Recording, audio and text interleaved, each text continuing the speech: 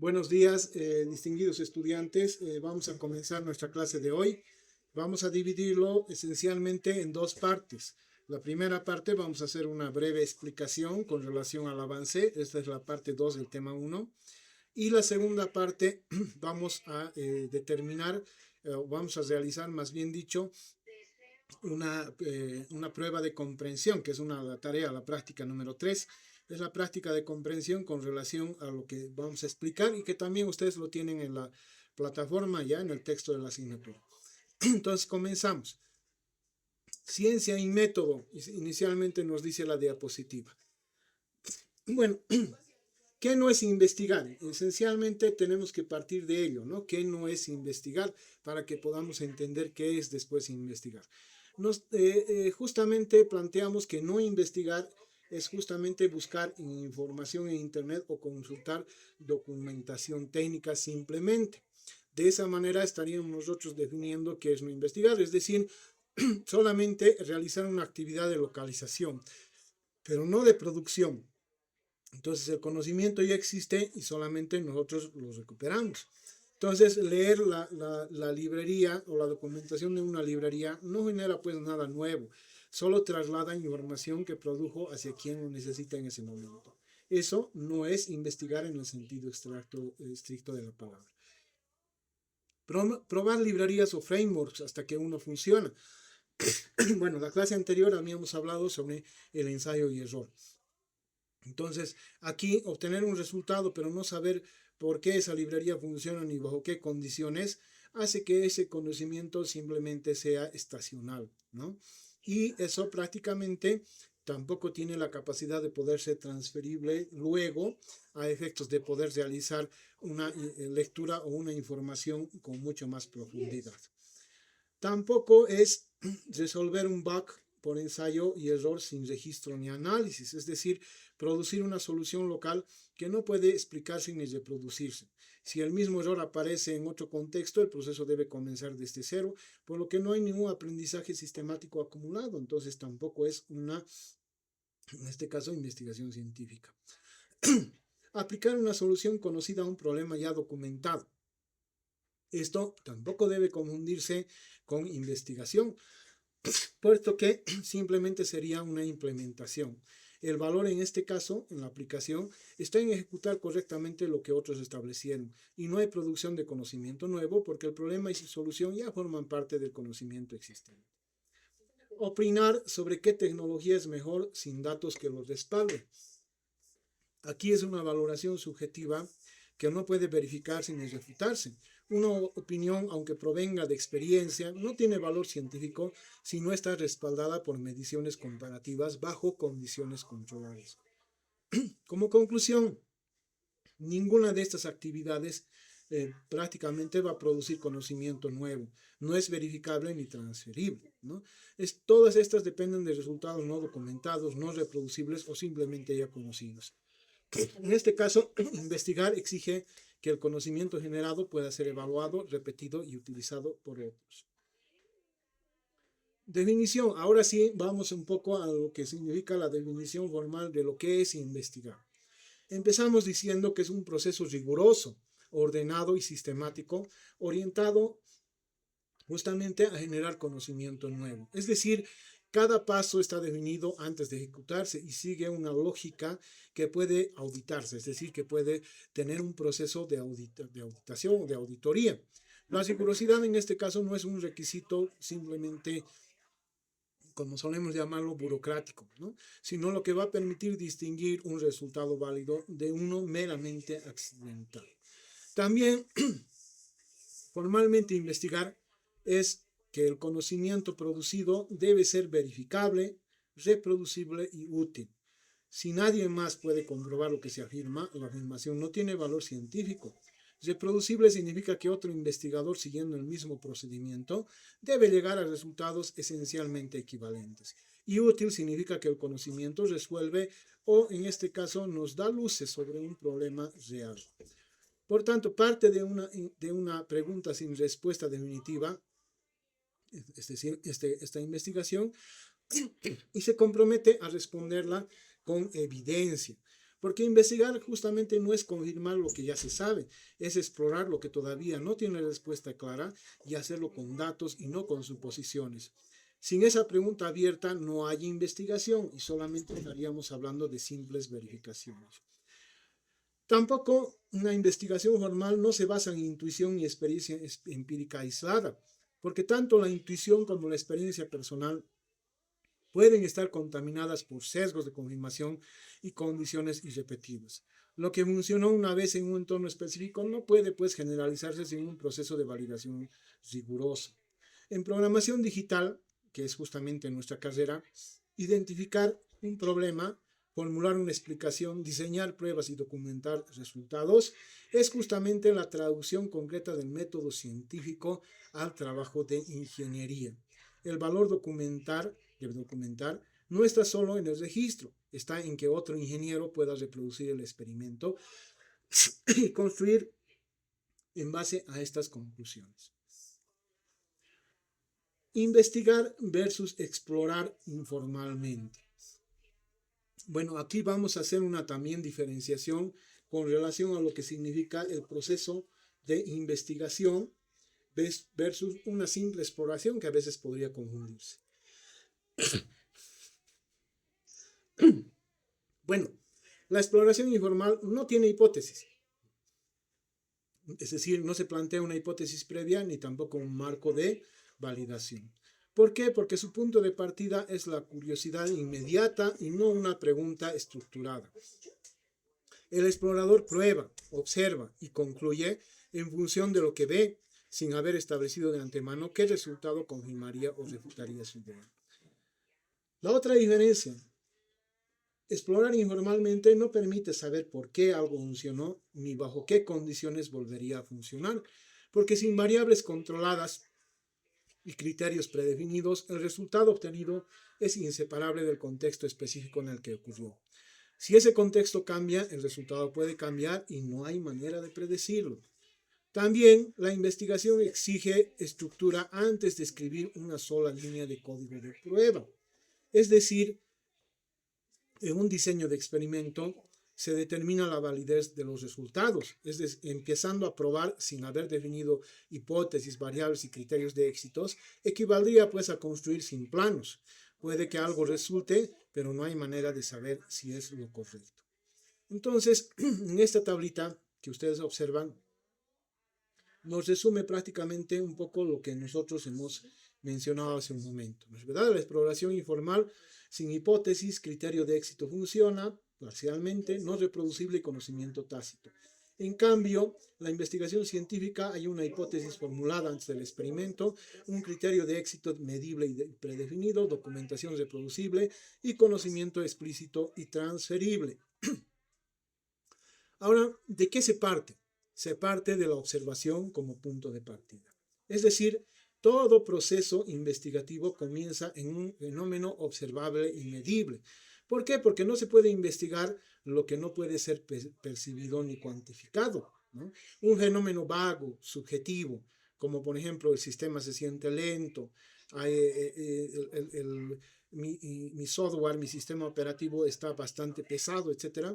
No es un punto de partida válido hasta que se convierte en algo medible. Por ejemplo, latencia en milisegundos, uso de memoria en porcentaje, tiempo de respuesta, etc. Luego, no es pasiva, requiere instrumentación deliberada y monitoreo sistemático. ¿Por qué? Porque observar en sentido científico no es mirar y anotar lo que llama la atención. Implica definir de antemano qué se va a medir, con qué herramienta, en qué condiciones y durante cuánto tiempo antes de que el fenómeno ocurra. Por ejemplo, API con latencias, es decir, estamos hablando de sistemas API que se denominan en términos de lo que significa el procesamiento de los rendimientos, ¿no?, en un sistema informático. Un API con latencias inconsistentes, tiempo de combinación no lineal, degradación de rendimiento, tasa de errores variables por retorno, son ejemplos que ilustran cómo un sistema técnico concreto se convierte en el detonante de una investigación. Cada uno de estos fenómenos plantea una anomalía que no se explica con el conocimiento disponible y que exige un proceso sistemático para poder comprenderse. La observación activa la pregunta, ¿cuáles son las causas profundas y bajo qué condiciones ocurren? Porque el fin de observar no es describir el síntoma, sino formular la pregunta que guiará la investigación. Sin esa transición de la observación a la pregunta, el proceso se detiene en el diagnóstico superficial. Entonces es importante ahora establecer que, hablar o andar sobre lo que es la pregunta de investigación. Entonces esta pregunta de investigación es el corazón y la brújula de todo el proceso investigativo. ¿Por qué? Porque define el objetivo de cada decisión metodológica posterior. Por ejemplo, ¿qué hipótesis formular? Aquí me voy a detener. Hemos hablado en la anterior clase que es la hipótesis, es una suposición argumentada previa a cualquier proceso experimental, ¿no? Es decir, estamos anticipando una respuesta que no está comprobada y que la investigación nos va a comprobar o en su caso la va a rechazar. Entonces, ¿qué variables medir, qué diseño experimental usar y qué conclusiones son válidas? Son justamente las decisiones metodológicas posterior a esta pregunta, ¿no? Sin una pregunta clara, el proceso investigativo carecería de dirección. También decimos que no puede responderse con un sí o un no intuitivo. ¿Por qué? Porque necesita datos, medición, análisis. Una pregunta que admite respuesta inmediata no requiere pues investigación. La pregunta es investigable y es aquella cuya respuesta depende de evidencia empírica que todavía no existe y que debe producirse de forma controlada. Decimos también, ahora un poco ahondando en las características de una buena pregunta, que debe ser precisa, acotada y definir exactamente qué se quiere saber. Son justamente estos rasgos los 4 filtros que determinan si una pregunta puede ser investigada, ¿no? Una pregunta amplia como por ejemplo ¿cuál es el lenguaje de programación? No cumple ninguno de estos criterios. Uno como qué estructura de datos reduce el tiempo de búsqueda por debajo, por ejemplo, de un cierto tiempo superiores a una cierta cantidad de registros, cumpliría prácticamente todos. Ese sería un buen ejemplo con relación a ese criterio. Medible. Sus variables pueden cuantificarse, dice, ¿no? Es decir, pueden tener la capacidad de establecer elementos a través de los cuales vamos a tener nosotros la posibilidad de instrumentar y de dar las mediciones correspondientes. Relevante. Justamente la relevancia es el criterio que le da la utilidad, ¿no es verdad?, respecto de lo que significa la pregunta científica. ¿Para qué es útil? ¿En qué circunstancias se podría aplicar o quiénes? ¿No? Y factible, obviamente, tiene que ver con la posibilidad de realización a partir de los recursos disponibles con que cuenta la investigación o en su caso el investigador en ese momento, ¿no?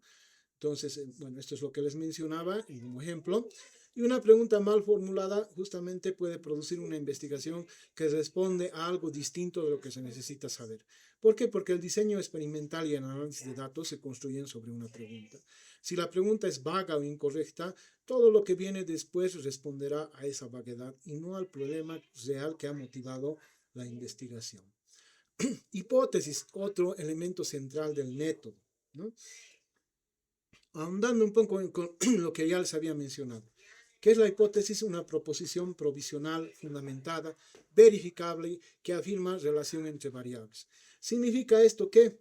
Significa que la hipótesis no es una certeza ni una suposición al azar. Es una afirmación informada que establece qué se espera que ocurra y por qué y qué puede ser puesta a prueba con datos reales.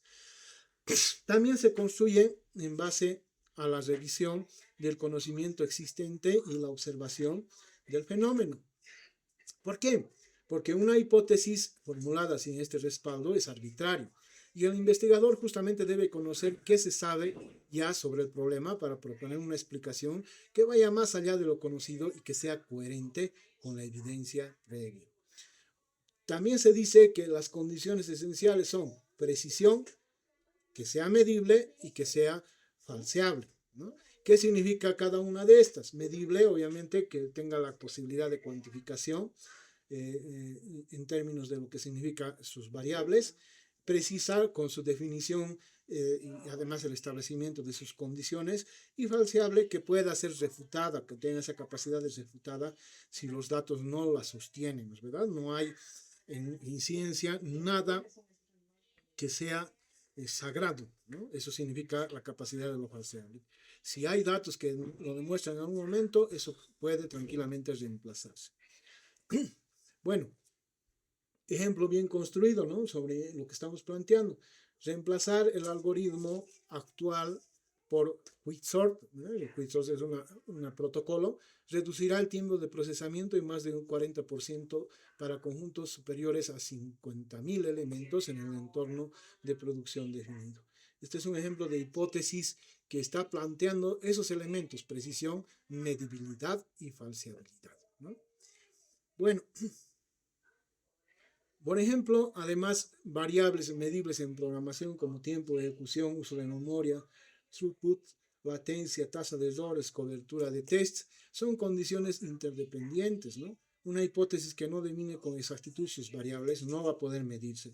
Una que no puede medirse no puede refutarse. Y una que no puede refutarse no tiene valor científico porque ningún resultado posible podría demostrar que está equivocado. Delimitación del problema. Bueno, acotar con precisión qué aspecto específico se va a estudiar y en qué condiciones y con qué alcance es una de las condiciones iniciales de la delimitación. Es decir, se constituye en un acto de reducir un problema amplio a una pregunta manejable. Sin ese recorte, la investigación intentaría abarcar demasiado y terminaría sin poder responder nada con suficiente profundidad.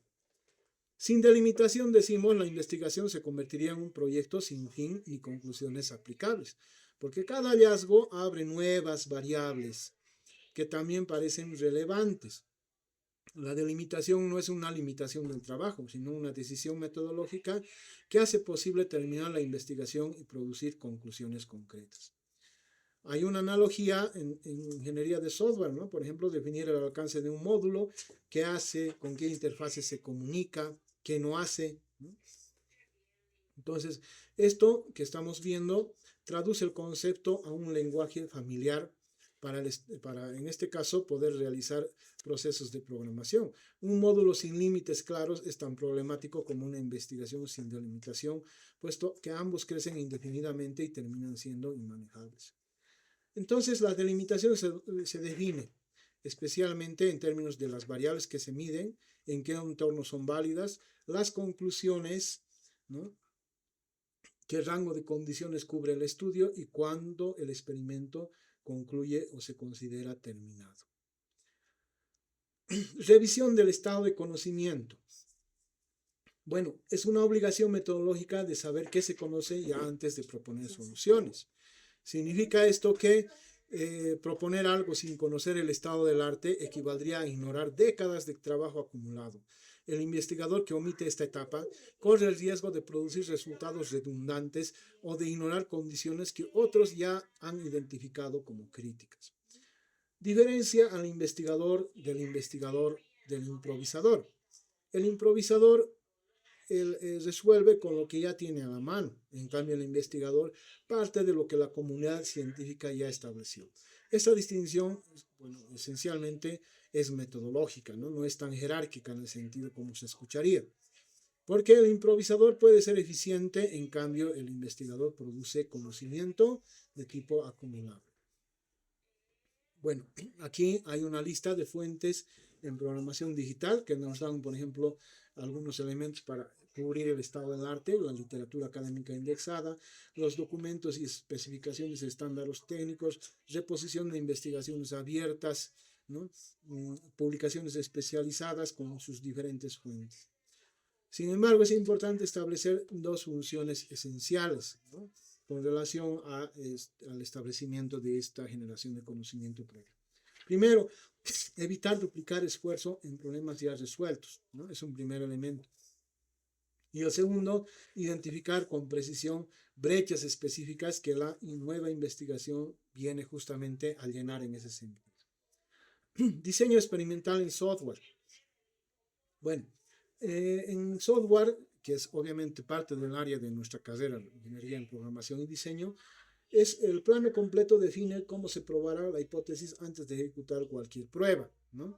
Esto significa que el diseño experimental es la traducción operativa de la hipótesis y determinará exactamente lo que habíamos dicho anteriormente, ¿no? Qué se va a medir, cómo y cuántas veces, de manera que los resultados pueden evaluarse con criterios de objetividad y predeterminados. ¿Qué elementos se debe especificar en este proceso? ¿Qué datos se recolectarán? Condiciones controladas del entorno, número de interacciones y criterios estadísticos, variables de control que se mantendrán constantes. Son algunos de los elementos condicionantes que se deben especificar. Algunas herramientas de diseño experimental en programación. Por ejemplo, tenemos el benchmarking, ¿no? Ahí tenemos, por ejemplo, algunos protocolos, el Criterion, el Hyperfine, etc. Pruebas de carga, el A/B testing, las suites de test comparativos. Ahora solamente los estoy mencionando como elementos de herramientas de diseño. Ustedes lo van a profundizar en asignaturas conforme vayan avanzando en la carrera, van a conocer todas estas herramientas y, bueno, obviamente las van a operativizar. Lo que ahora nos interesa solamente es su existencia y su vinculación con lo que significa el diseño experimental. Recolección y análisis de datos. Un solo resultado de una ejecución no es suficiente para ninguna conclusión válida. ¿Por qué? Porque cualquier medición en un sistema computacional está contaminada justamente por factores externos que varían entre ejecuciones. Un único dato no va a permitir distinguir si el resultado es representativo del comportamiento real o solamente es un valor atípico. Entonces, ¿qué se necesita para un análisis riguroso? Otra vez vamos a hacer una simple determinación y descripción de estas características. Por ejemplo, múltiples ejecuciones independientes, cálculo de promedios, medianas que van a llevar ustedes en materias de estadística, análisis de desviaciones estándares para evaluar la variabilidad y consistencia, identificación y tratamiento de valores atípicos, etc. ¿Ya? ¿Cuáles fueron las fuentes de variabilidad controladas en sistemas computacionales a partir justamente de esta diapositiva que nos está mostrando la recolección y el análisis de datos? Por ejemplo, el estado. Solo estoy poniendo ejemplos que también ustedes lo van a comprender mejor conforme vayan avanzando, pero por ahora nos interesa su mera descripción. El estado del caché del procesador, por ejemplo, el comportamiento de los recolectores, del recolector basura, que también se denomina el trash, la carga recurrente de los procesos del sistema operativo, temperatura, habíamos puesto ejemplo la clase previa, ¿no? Sobre la temperatura del hardware durante ejecuciones prolongadas, ¿no? Son algunas de las fuentes de variabilidad que tendrían que controlarse durante el proceso. Validación y conclusión. Las hipótesis pueden confirmarse parcialmente o refutarse. Todos estos casos son igualmente de valiosos, porque el objetivo de la investigación es, pues, que el investigador justamente determine qué es la verdad respecto de algún criterio. Una investigación o una hipótesis formulada es tan valiosa como una confirmada, ¿ya? ¿Por qué? Porque elimina una posibilidad del mapa de conocimiento y orienta hacia futuras investigaciones. Una conclusión científicamente válida puede incluir, por ejemplo, respuesta explícita a la pregunta de investigación, condiciones bajo las cuales las conclusiones son válidas y las limitaciones del estudio y variables no controladas. Además, nos proporciona posibles líneas de investigación futuras derivadas de los hallazgos. La documentación en este caso puede ser suficientemente detallada y debería ser de esa manera para que otro ingeniero pueda reproducir el experimento de manera independiente. Ojo, miren, aquí estoy hablando otra vez de reproducibilidad. Es una palabra muy importante dentro de los métodos y procedimientos de investigación. Formatos en programación digital, por ejemplo, que son relevantes en este caso, otra vez son relevantes los artículos, los repositorios, los informes, las publicaciones académicas en revisión por pares, ¿no? Porque son los que justamente nos están determinando la validez de ese conocimiento. Investigación básica o fundamental. Vamos a entrar en la tipología ahora de investigación genérica en función justamente de lo que necesitamos comprender para luego desarrollar obviamente sus procedimientos metodológicos. ¿Cuál es el objetivo de una información básica? Generar conocimiento teórico profundo sin aplicación práctica necesariamente dentro de este proceso. Es decir, define el carácter de la investigación no resuelve un problema concreto, sino que construye, ¿qué cosa? Una base conceptual sobre lo que los otros van a resolver problemas que probablemente aún no existen. Su valor no es inmediato, sino su valor es estructural, ¿ya? Acuérdense, el objetivo principal de una investigación básica es generar conocimiento. Ejemplos históricos, ¿no?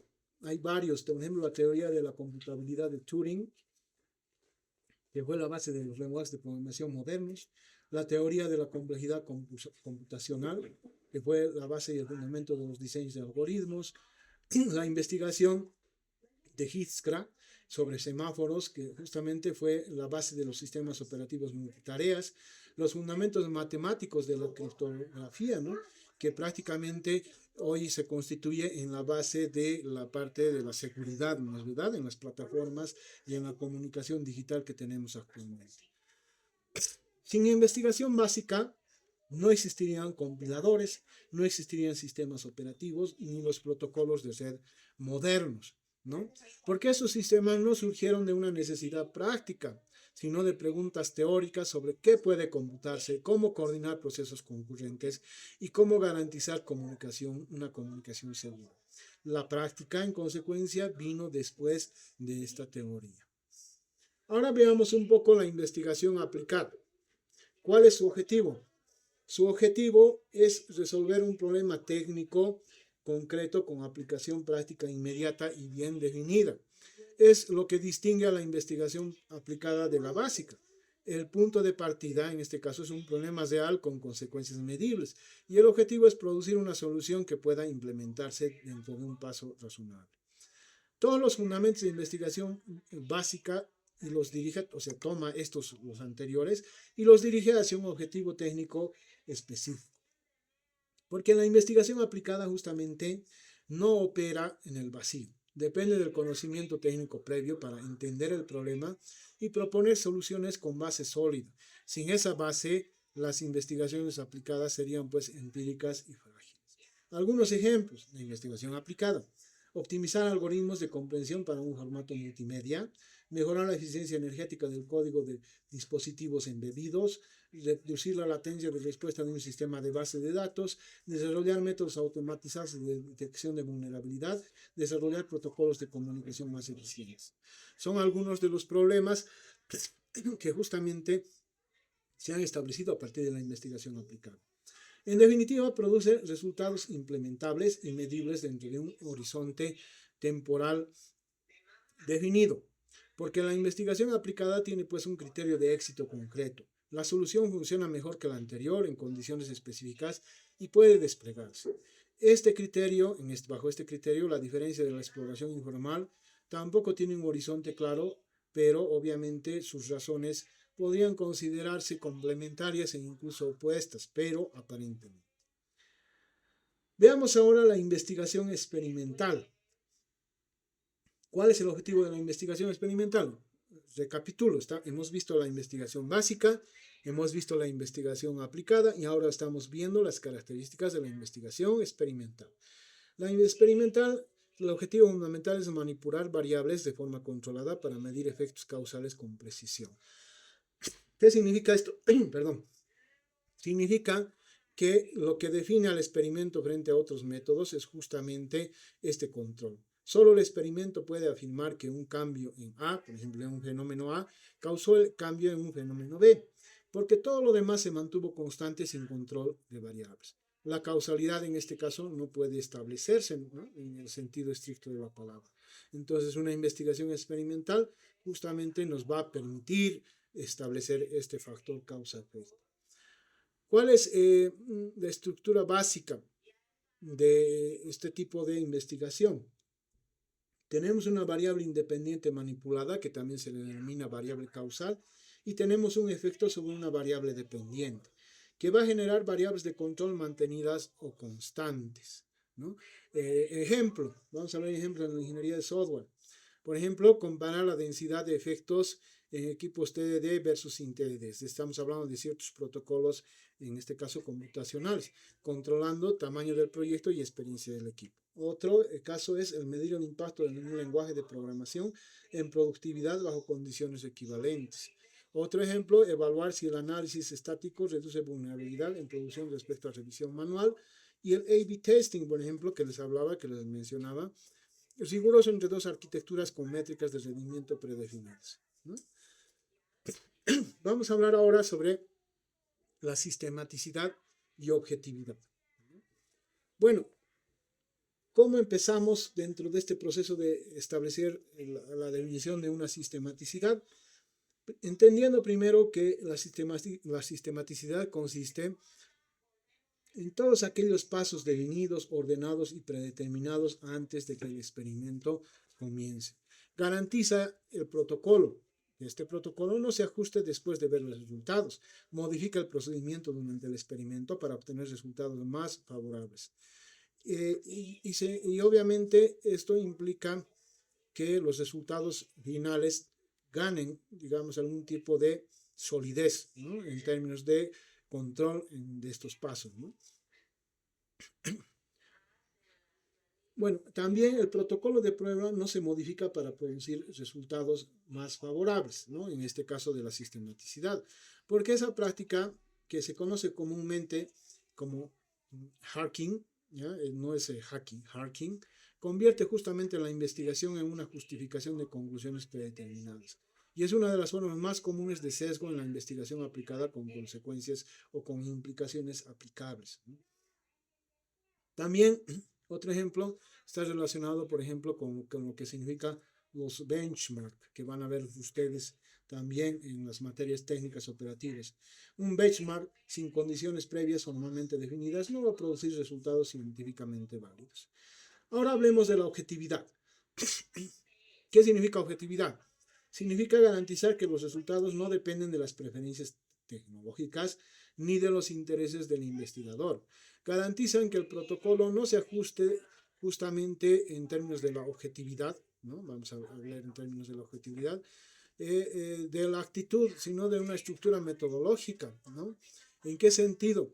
En el sentido de que un investigador puede tener la objetividad, puede tener las preferencias, pero puede tener sesgos, ¿no? Y en ese caso, obviamente, estaría ya contaminada su investigación. Entonces, siempre que use herramientas de medición independientes y publique todos los datos, incluyendo los que no favorecen a su hipótesis, le está dando garantías de que los resultados están justamente dentro de ese, estableciéndose dentro de ese marco de objetividad, ¿no? Bueno, se garantiza además que con herramientas de medición independientes, entornos documentados, se va a poder propiciar un código para una posibilidad de una auditoría. Y especialmente también nos va a servir en términos de ciertas investigaciones que requieren, por ejemplo, rendiciones de cuentas económicas, que nos facilita en este caso el proceso para poder establecer garantías de que puede ser auditado. Y justamente la objetividad también exige transparencia total en la publicación de datos y metodologías. Reproducibilidad, y hablemos de la reproducibilidad y también de lo que significa la verificabilidad, ¿no? ¿Qué significa esto de la reproducibilidad? Significa que otro investigador que siga el mismo procedimiento debe llegar a los mismos resultados esenciales, ¿no? ¿Se garantiza con qué? Con repositorios públicos, versiones exactas de dependencia, los scripts famosos que deben estar correctamente determinados y automatizados, etcétera, ¿no? Además, con ciertos protocolos como el ASIN-M, ¿no? Que exige artefactos verificables en publicaciones científicas de computacionales, ¿no? Relacionadas con la computación. Verificabilidad. Toda afirmación significa que toda afirmación debe poder comprobarse con datos concretos y accesibles. Por ejemplo, nuestra implementación es significativamente más rápida que podría un equipo de investigación mencionar. No es verificable sin especificar cuánto es más rápida, por qué condiciones o bajo qué condiciones y con qué herramientas comparado con qué alternativa y con qué nivel de confianza estadística se pudo realizar, ¿ya? Entonces, en ese caso, obviamente, estamos dando información a través de la cual se va a establecer elementos para poder comprobar, para poder verificar. Además, protege a la comunidad técnica de afirmaciones infundadas que se pueden propagar como verdades convencionales. Acumulabilidad. Bueno, la investigación, eso sí es importante establecer, ¿no? Ninguna investigación científica seria parte de cero. Se construye deliberadamente sobre conocimientos preexistentes, ¿no? Es decir, cita trabajos, compara con otros resultados, ¿no? También posiciona el nuevo conocimiento dentro del mapa del campo, porque justamente cada investigación necesita mostrar exactamente qué añade al conocimiento existente. Sin esa posición, el lector prácticamente no puede evaluar si el nuevo trabajo es una contribución genuina o una mera repetición de lo que ya está conocido, ¿no? Analogía directa con la programación, por ejemplo, el código de producción se construye sobre librerías, frameworks, que van a aprender ustedes también, y estándares preexistentes, en lugar de implementarse desde cero, ¿no es verdad? Desde una, ¿cómo se llama? Producción que desconozcan los elementos previos. En la práctica investigativa en programación digital, ¿qué significa todo esto? Significa poder tener la capacidad de revisar y citar benchmarks, ¿no? Ya publicados antes, comparar resultados propios con los de estudios comparables anteriores, identificar claramente qué confirma, se extiende, matiza o contradice al nuevo estudio respecto del conocimiento establecido y entender que el conocimiento avanza justamente de manera incremental. ¿No es verdad? ¿Qué significa eso? Significa de manera acumulativa y también de manera sostenida. Vamos a ver ahora un caso integrado para evaluar un poco este proceso que hemos ido verificando anteriormente, ¿no? Por ejemplo, y es un poco para entender cómo funciona la pregunta, la hipótesis, todo lo que hemos visto. Por ejemplo, un problema observado sería un módulo de procesamiento que en este caso tarda, ¿no es verdad? Una cierta cantidad de tiempo, 8.3 segundos, en archivos de 500 megabytes. O sea, se ha identificado un cuello de botella, ¿no? Dentro de este proceso de análisis. La pregunta a este problema sería, ¿en qué medida el procesamiento concurrente reduce ese tiempo en el entorno de hardware específico en el servidor de producción? La hipótesis, en este caso, es la suposición anticipada. Vuelvo a reiterar, sería, en este caso, los threads paralelos reducirán el tiempo en al menos un 70% sin incrementar el uso de memoria en un 15%. Por ahora son conceptos tal vez que son nuevos para ustedes, pero no se preocupen tanto por entender la terminología técnica. Lo que quiero que ustedes entiendan sobre todo es el proceso investigativo, ¿ya? Lo que importa ahora es eso. Entonces, fíjense, en la hipótesis estoy poniendo números, porcentajes, estoy dando variables, ¿no? Estoy dándole una objetividad. Diseño dice 50 ejecuciones por condición, 4 configuraciones, 4 tamaños de archivo. Le estoy dando la estructura para la cual voy a yo disponer mi experimento para que funcione y logre justamente que se verifique la hipótesis que he planteado. El resultado clave, obviamente, va a ser la reducción del tiempo, va a ser el incremento de la sincronización por el uso de la memoria, ¿no es verdad? Eso es lo que nos está diciendo como resultados clave. Y la conclusión final dirá hipótesis confirmada para los 4 threads, que justamente lo he planteado, y me va a dar justamente un límite práctico en la escalabilidad horizontal del entorno y su tipo de carga, ¿no es verdad? Es decir, de una u otra manera estoy reduciendo tiempos, optimizando el uso de la memoria, en este ejemplo del procesamiento, del caso integrado del procesamiento. Miren, ha seguido una secuencia lógica, ha ido definiendo en cada una de estas fases de la secuencia los elementos importantes para conocer esencialmente lo que queríamos nosotros justamente probar. Lo que define al investigador en programación digital, ¿no? Justamente debemos partir de que investigar es el acto de producir conocimiento nuevo con método, ¿ya? La materia que estamos llevando habla de los métodos, consiguientemente nos va a determinar, nos va a dar elementos justamente para poder profundizar este acto investigativo. Y no es simplemente resolver problemas cotidianos, ¿ya? ¿Por qué? Porque resolver problemas justamente puede ser necesario para, bueno, en este caso, nuestra dinámica social, ¿no? Pero puede ser insuficiente si lo vemos dentro de la dinámica científica. Un técnico resuelve, un investigador resuelve, pero además produce un registro verificable de por qué funcionó, bajo qué condiciones y qué limitaciones tendría esa solución. El valor de la investigación, consiguientemente, está en ¿qué? En su transferibilidad. Otros pueden reproducirla, evaluarla y construir en base a ella. En este caso, el conocimiento que no puede transferirse es conocimiento que muere con quien lo produjo. En cambio, la transferibilidad es lo que convierte una solución individual en un aporte científico real. Entonces, el ciclo completo, en este caso, sería, a partir de lo que hemos aprendido ahora, observar, preguntar, revisar, hipotetizar, plantear hipótesis, diseñar, medir, analizar, concluir y documentar. No se olviden, por favor, este ciclo. Reitero, observar, preguntar, revisar, plantear hipótesis, diseñar, medir, analizar, concluir y documentar. Un ingeniero que investiga con rigor no solo resuelve el problema que lo tiene hoy, sino va a generar un conocimiento nuevo que otros podrían necesitar el día de mañana, ¿no?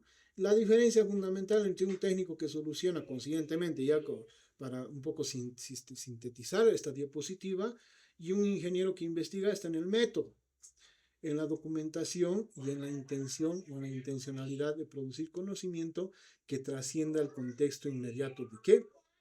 Del problema de investigación, ¿ya? Entonces es esencial diferenciar y por favor no olvidarse del ciclo que les acabo de mencionar. Bueno, vamos a concluir la parte de la presentación a esta sección del tema y vamos a pasar a la segunda fase de la clase, ¿ya? Entonces permítanme por favor dejar de compartirles ya y de tener